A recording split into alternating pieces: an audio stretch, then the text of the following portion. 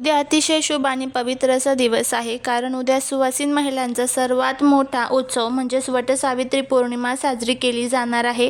यंदाची वटपौर्णिमा अनेक शुभयोगाने युक्त आहे, ज्यामुळे या दिवशी केलेल्या पूजेचा आणि उपायांचं फळ कैक पटीने जास्त मिळणार आहे. हे व्रत केवळ पतीच्या दीर्घायुष्यासाठी नाही, तर संपूर्ण कुटुंबाच्या कल्याणासाठी, घराच्या आर्थिक स्थिती सुधारवण्यासाठी आणि मुलांच्या प्रगतीसाठी अत्यंत महत्त्वाचे मानले जाते.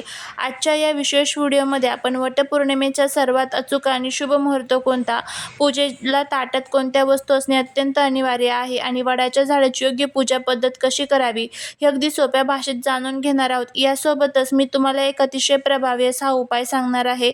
हा उपाय जर तुम्ही केला तर तुम्हाला प्रत्येक कामात यश मिळेल, इच्छापूर्ती होईल, असा हा प्रभावी उपाय करायचा आहे. पण त्या अगोदर जर तुम्ही या चॅनलवरती नवीन असाल तर चॅनलला सबस्क्राईब करा, शेजारील बेल आयकॉनलाही प्रेस करा, म्हणजे माझ्या सर्व नवीन व्हिडिओंचं नोटिफिकेशन तुम्हाला मिळेल. त्याचबरोबर कमेंटमध्ये श्री स्वामी समर्थ लिहायला अजिबात विसरू नका.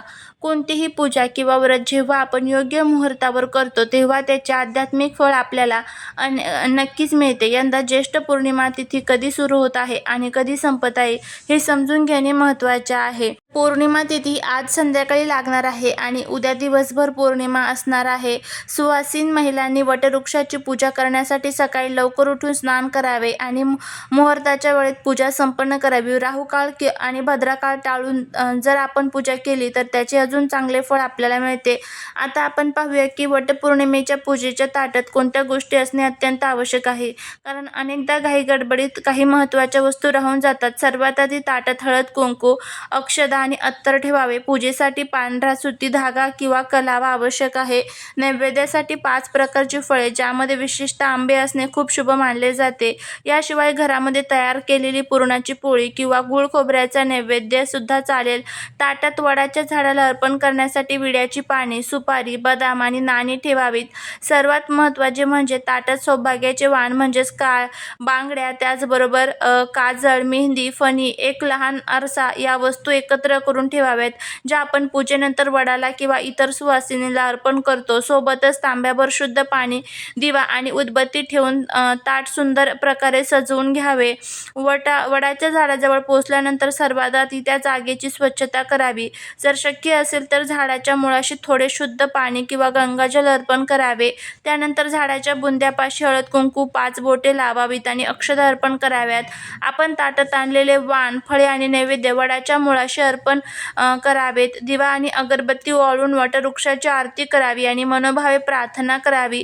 हे वटवृक्ष, ज्याप्रमाणे तू अक्षय आणि अमर आहेस, त्याचप्रमाणे माझ्या पतीचे आयुष्य आणि आरोग्य, सौभाग्य अखंड राहू दे, अशी प्रार्थना करावी. या पूजेतील सर्वात महत्त्वाचा विधी म्हणजे वडाला सुती धागा गुंडाळणे. हातामध्ये सुती धागा घेऊन वडाच्या झाडाला प्रदक्षिणा घालावी. आपल्या परंपरेनुसार किमान 7 प्रदक्षिणा आवर्जून घालाव्यात. प्रत्येक प्रदक्षिणा घालत असताना मनात पतीच्या दीर्घायुष्याचा, उत्तम आरोग्याचा आणि मुलांच्या यशाचा ध्यास असावा. प्रदक्षिणा पूर्ण झाल्यावर धागा तिथेच व्यवस्थित बांधावा आणि वडाच्या पारंबीला स्पर्श करून आशीर्वाद घ्यावेत. बघा, अशा पद्धतीने ह्या सर्व गोष्टी ज्या आहेत तर त्या आपल्याला करायच्या आहेत. आता आपण वळणार आहोत आपल्या आजच्या व्हिडिओच्या सर्वात महत्त्वाचा आणि चमत्कारिक उपायांकडे. हा उपाय आपल्याला आपल्या घराच्या उंबरठ्याशी संबंधित आहे. शास्त्रामध्ये घराचा उंबरठा हा अतिशय पवित्र आणि महत्त्वाचा मानला गेला आहे. उंबरठा हा केवळ 2 खोल्यांना जोडणारा भाग नाही, तर तो आपल्या घरात येणारी नकारात्मकता रोखणारा आणि लक्ष्मीला आकर्षित करणारा मुख्य केंद्रबिंदू आहे.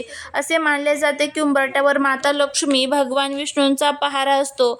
ज्या घराचा उंबरठा स्वच्छ आणि पुजलेला असतो तिथे दरिद्री लक्ष्मी कधीही प्रवेश करू शकत नाही. वटपौर्णिमेच्या दिवशी म्हणजेच या अत्यंत पवित्र तिथीला संध्याकाळच्या वेळी किंवा रात्री तुम्हाला हा विशेष उपाय करायचा आहे. सर्वात आधी तुमचा मुख्य उंबरठा स्वच्छ पुसून घ्यावा. तिथे हळदीचे पाणी शिंपडावे.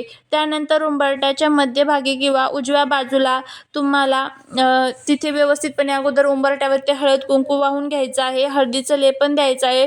त्यानंतर उंबरठ्याच्या मध्यभागी किंवा उजव्या बाजूला 1 रुपयाच्या तांब्याचे किंवा कोणतेही नाणे ठेवावे. त्यावर एक अखंड गोमती चक्र किंवा छोटी पिवळी कवडी ठेवावी. उंबरठ्याच्या मधोमध ठेवू शकता किंवा मग मग तुम्ही उंबरट्याच्या उजव्या बाजूला काय करायचं आहे, 1 रुपयाचं एक नाणं घ्या किंवा मग तुमच्याकडे तांब्याचं नाणं असेल तर ते घेतलं तरी चालेल.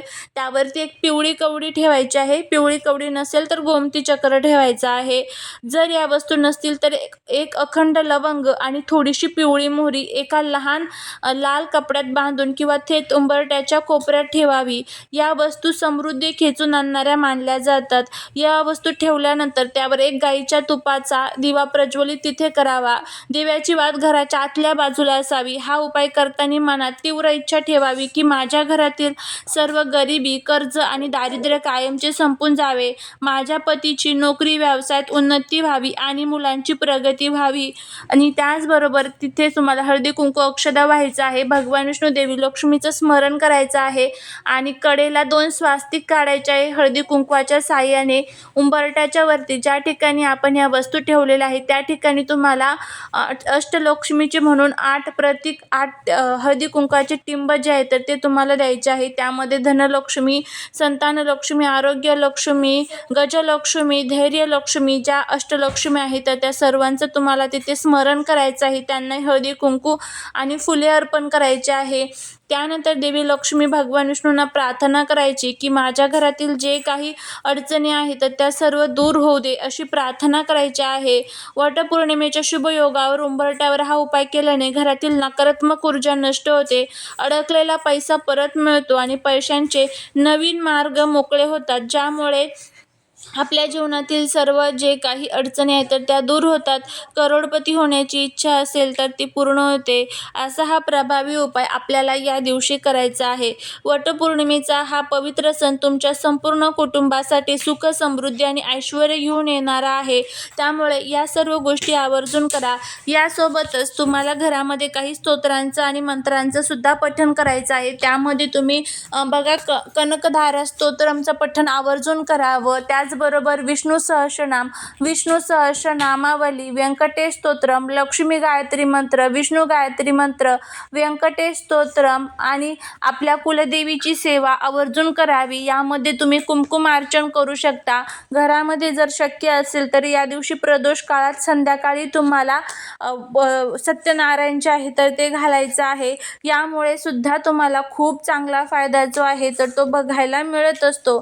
अशा पद्धतीने ह्या छोट्या छोट्या गोष्टी ज्या आहेत तर त्या आपल्याला आवर्जून करायच्या आहेत, जेणेकरून आपल्या जीवनातील सर्व अडचणी, सर्व दुःख, सर्व संकटे जे आहेत तर ते दूर होतात. भगवान विष्णू, देवी लक्ष्मीची आपल्यावरती अखंड कृपा होते. उंबरटा हा आपल्या घराचा केंद्रबिंदू असतो. उंबरट्याच्या संदर्भात काही नियम सुद्धा आपल्याला पाळायचे असतात, ज्यामध्ये तुम्हाला चुकून उंबरट्यावरती पाय द्यायचा नसतो, कारण ते भगवान विष्णू आणि देवी लक्ष्मीचं स्थान मानले जाते आपल्या घरामध्ये. तर असे हे छोटे छोटे नियम जे आहेत तर ते तुम्हाला या दिवशी पाळायचे आहे. घरामध्ये चुकूनही भांडण, कटकट होणार नाही याची काळजी घ्या. सुख, शांती, समृद्धी घरामध्ये टिकून राहील याचीही आपल्याला काळजी घ्यायची आहे. अशा पद्धतीने या सर्व गोष्टी तुम्ही पाळा. नक्कीच तुम्हाला त्याचा खूप चांगला फायदा जो आहे तर तो बघायला मिळेल. आता झालेली सेवा ही महाराजांच्या चरणी रुजू करते. व्हिडिओ जर आवडला असेल तर लाईक, शेअर आणि सबस्क्राईब करा. भेटूया पुढच्या एका छानशा अशाच नवीन व्हिडिओत एका नवीन माहितीसोबत. तोपर्यंत सर्वांना श्री स्वामी समर्थ.